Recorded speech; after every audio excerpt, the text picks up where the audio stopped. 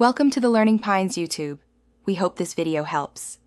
You start by creating the project and locking your audio settings so everything records consistently.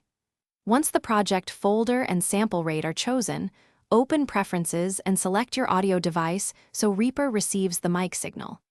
Then, insert separate tracks for each participant and rename them for clarity. Arm each track to record and set input monitoring. Make sure to check levels with a test record. Aim for peaks around -12 dB to preserve headroom and avoid clipping. Once armed, press record and focus on consistent performance. You want clean takes so you can edit easily.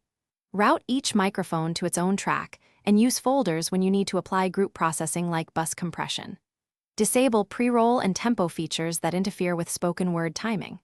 After recording, create markers at sections and use Reaper's take lanes and comping to pick the best phrases. This speeds editing and preserves alternatives. Make sure to save versions frequently to avoid data loss. You now move into editing and mixing to make the episode sound professional.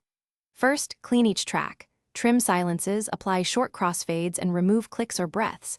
Then add EQ to remove muddiness, gentle compression for consistency, and a de-esser when sibilance appears. Route tracks to a vocal bus for shared processing and add a limiter on the master.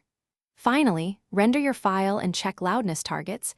Aim for about -16 LUFS for podcasts. If noise or sync issues persist, recheck routing and sample rate. Thanks for watching. Consider subscribing if we helped you.